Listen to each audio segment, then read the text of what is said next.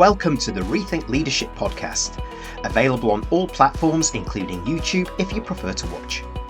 My name is Jeremy Blain, CEO of Performance Works International, Executive Director of the Transformational Leadership Acceleration Institute, and Managing Partner of Diversity Talent. My aim is to bring insights from leaders, experts, and highly talented professionals from around the world. Insights, stories, and advice from the front lines of modern leadership to engage, inspire, and mobilize progress back in the workplace. Every episode is a learning opportunity for us all. The Rethink Leadership podcast also supports charities around the world. Each episode is in aid of a cause chosen by my guests, and to date I'm proud to say we've supported over 60 global and local great causes. Welcome to this episode of the Rethink Leadership podcast with my guest Holly Jukes, solutions architect and digital and automation expert. Holly is passionate about getting more girls and women into technology-based careers. She loves it and believes tech is a fantastic industry to work in. What's more, the support is there if you ask for it, as Holly has experienced herself. So many people around are having genuine interest and pleasure in watching her grow, develop and more. Her simple advice: don't be afraid to ask your teacher, careers advisor, manager, leader, whoever, for help to explore careers in this amazing industry. Holly is an experienced solutions architect, designing and implementing robust technology solutions for both the banking and fashion industry. Hosted across both traditional public-private cloud technologies and platforms including Amazon Web Services, AWS. She's got a proven track record of leading cross-functional teams to deliver programs across multiple technology stacks, platforms and architectures, including cloud, mobile and web. Let's hear what she has to say. Hi Holly, thanks very much for joining me. Please introduce yourself, your journey as a tech pro, and something about yourself that not many people know. Fab, hi, and thank you for having me. This is such a great opportunity. My name's Holly Jukes. I am currently a solutions architect. I haven't always worked in tech. I've actually also worked in environmental engineering, but eventually moved across. I have been through a variety of different tech roles. I have been a systems analyst, I've been a business analyst, and a solutions architect at various companies. More recently, I've been a solutions architect at Barclays, Boohoo, and I'm currently at Lloyds Bank. And something I always like to mention, which I think is really good to highlight for several reasons, is that I haven't had this traditional route into a solutions architect role, and I have never been a developer. And I think that's really important to highlight, especially for people who are looking to come into tech. You don't necessarily need this technical background. Yes, of course, it helps for technical roles like developers, but there are all of these different routes available to people now, like project management, where you don't necessarily need that technical background. So I think it's always quite nice to mention to people that you don't need to be so techy to come into tech. That's a very good point that you mentioned, because some other work that I'm doing around this as well with another partner is highlighting that a common misconception, particularly with school kids, is that it's all about coding and I need to understand coding and I need to then have that, and well, what if I'm not interested? So that's a great start, Holly, for that to help dispel that myth. So based on that, so you said you weren't always in tech. So what inspired you first into a career in technology? And more importantly, maybe, who played a pivotal role in cementing that decision was the right one for you? Yeah, to be honest, I think I accidentally fell into it. As I mentioned before, I used to work in environmental engineering, and unfortunately, the company that I was at, there just wasn't much progression for me in that particular company. But I learned so much there as a base for me to move into tech.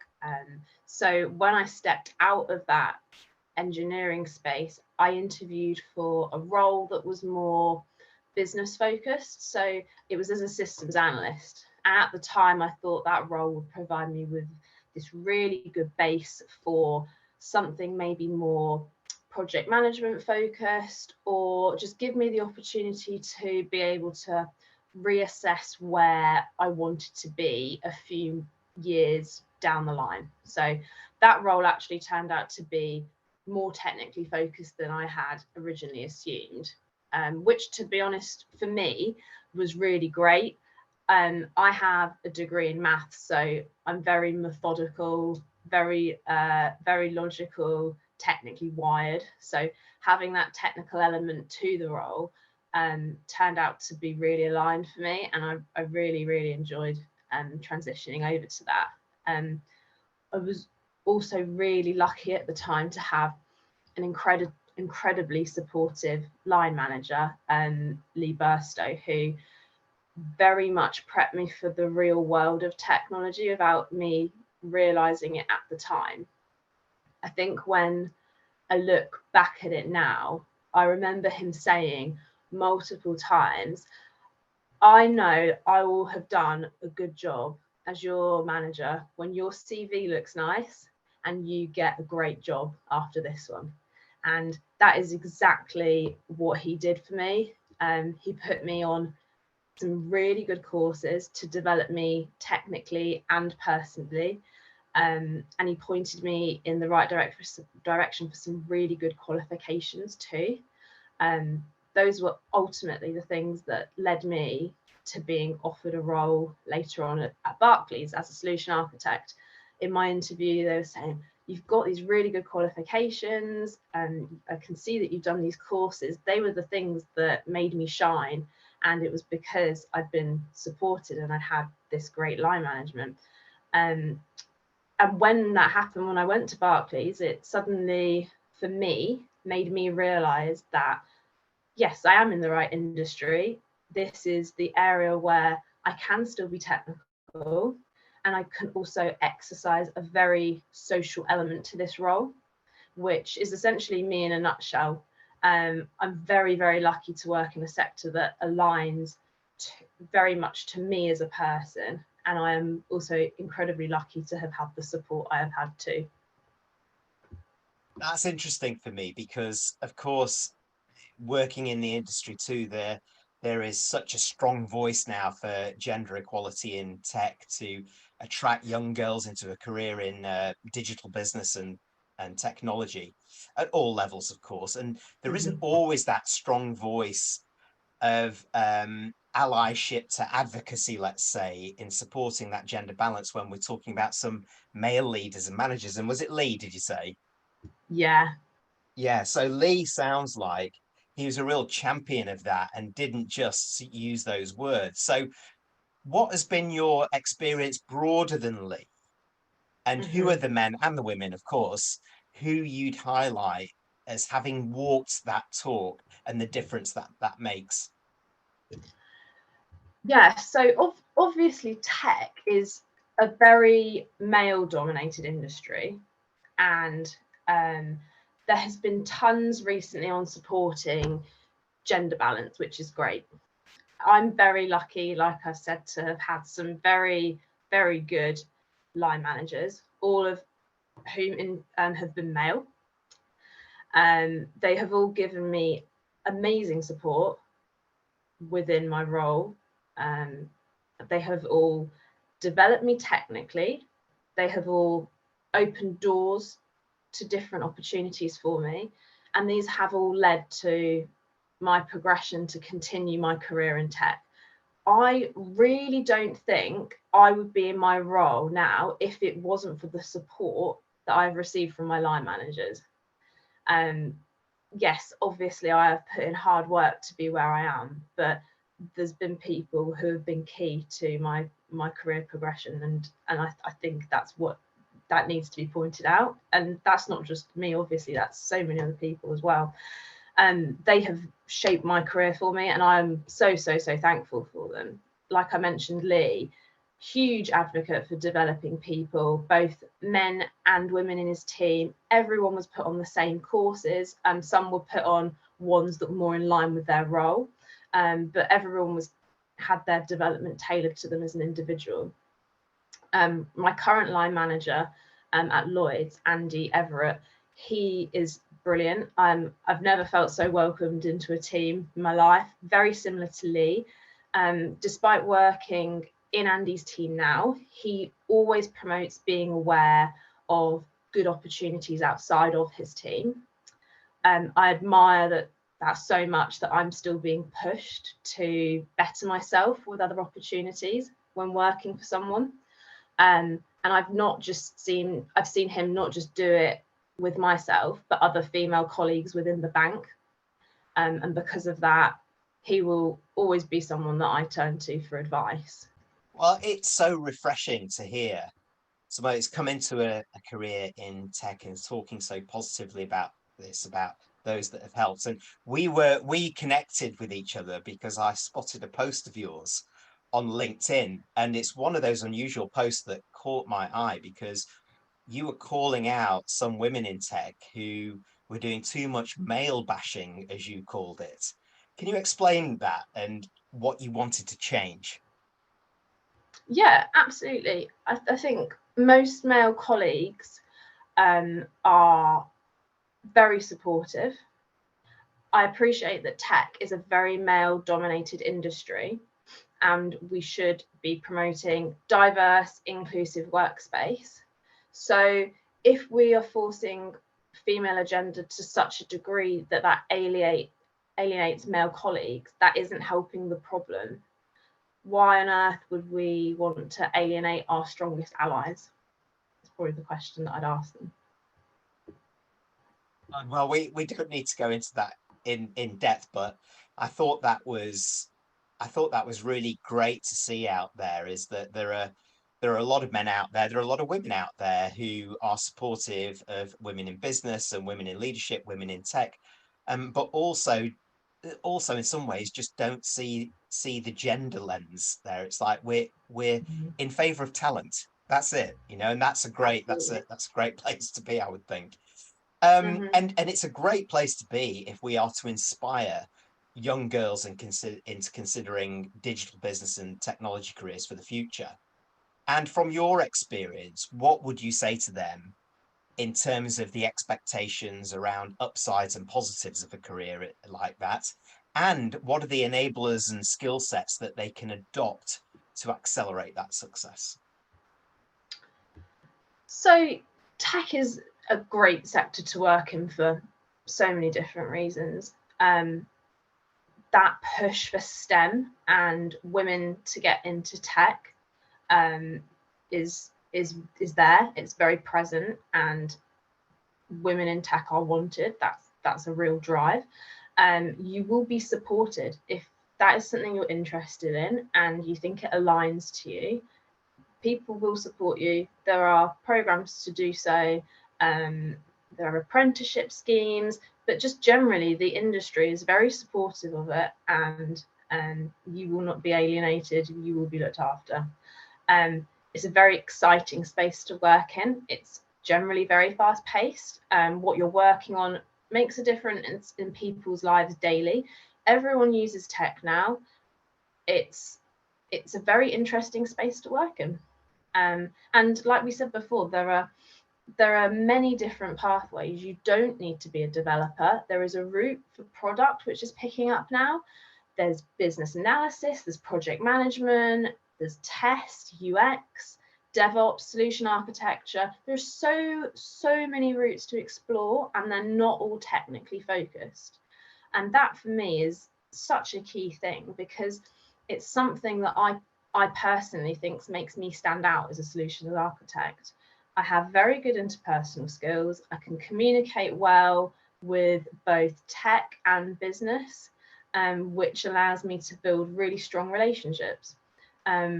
Being able to influence in tech is so key. It's not just about your technical skills. If people like you, they will help you. They will support you.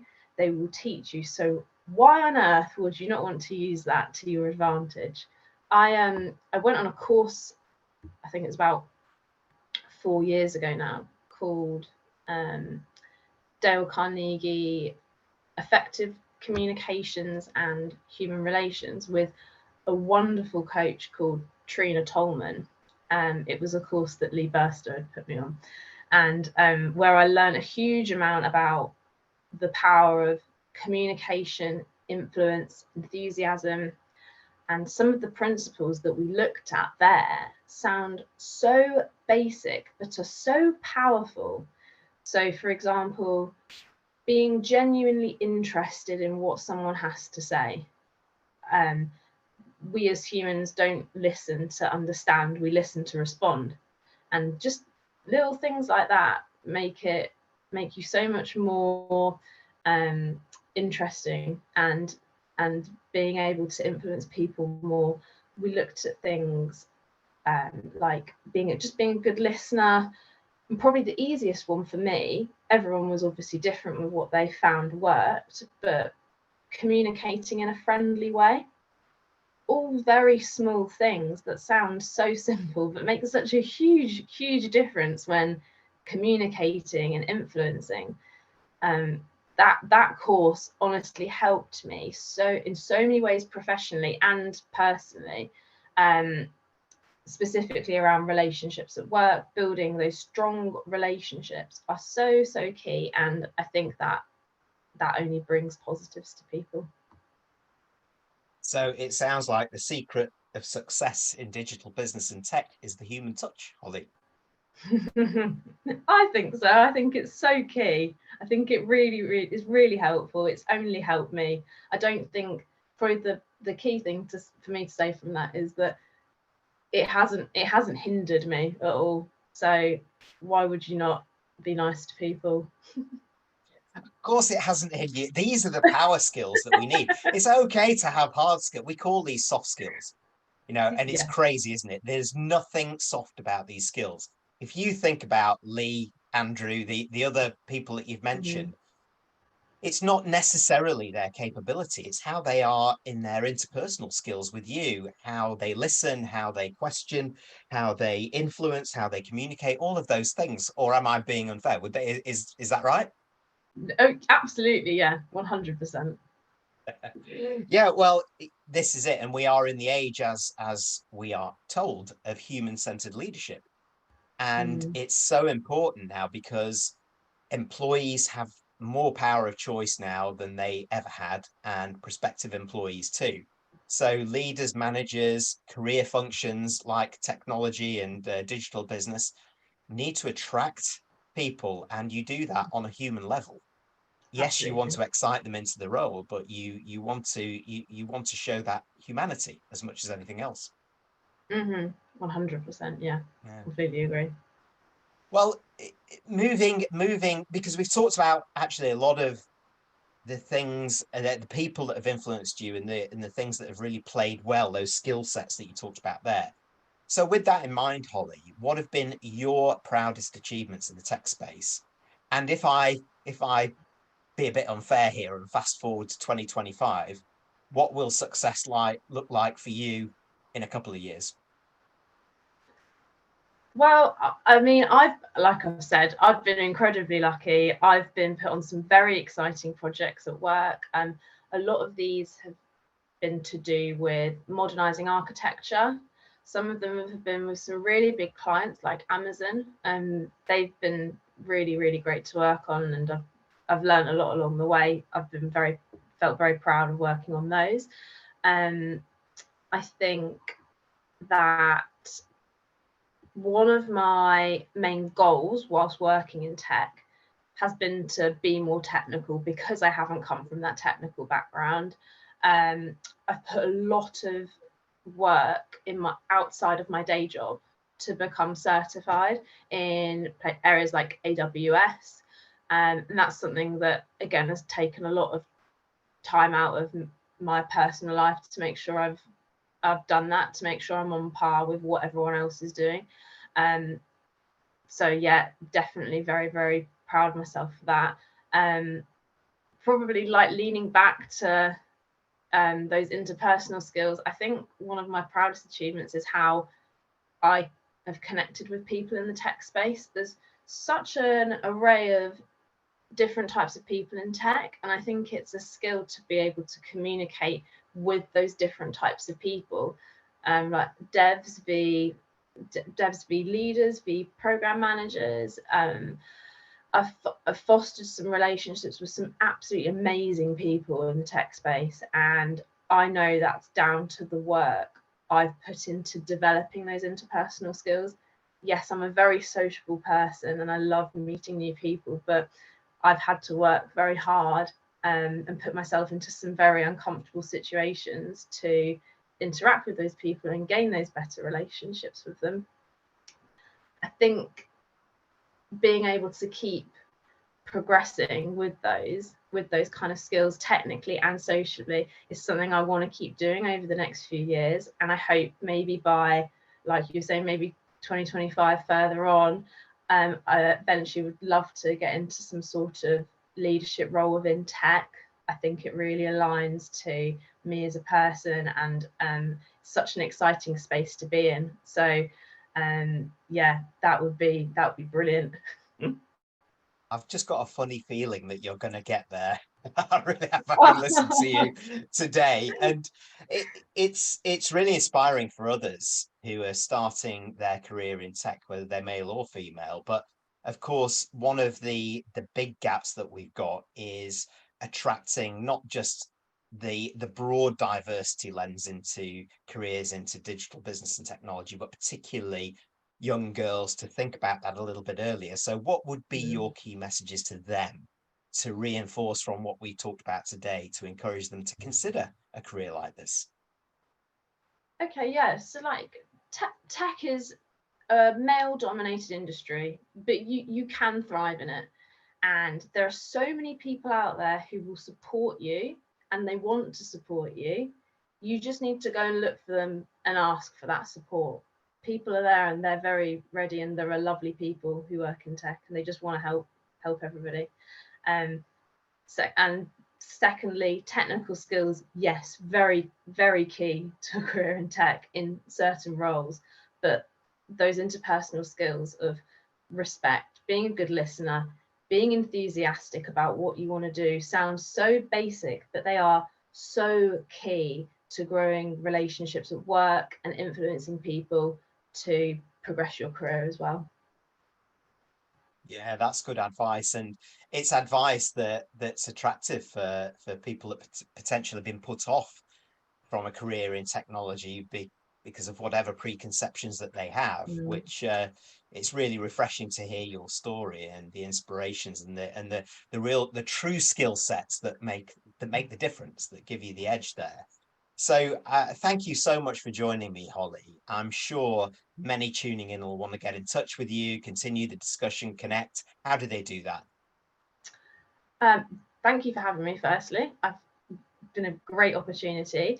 Yeah, if anyone wants to reach out, you can get in touch on LinkedIn. Just search Holly Jukes. I'm currently working at Lloyd's, so hopefully you can find me if you'd like to reach out. Thank you very much. And for those watching on YouTube, you'll see that at the bottom of the screen. For those listening, it's Holly Jukes, Jukes. So Holly Jukes, thank you very much indeed for joining me. It's been really refreshing to hear your career trajectory within technology and how you've discovered the secrets of success. I'm sure many listening have some food for thought here. Thank you. Thank you. Thanks for tuning in to the Rethink Leadership podcast with me, Jeremy Blain. Please like, comment and support us on your favourite platform, and subscribe to our YouTube channel where you can watch as well as listen to each episode.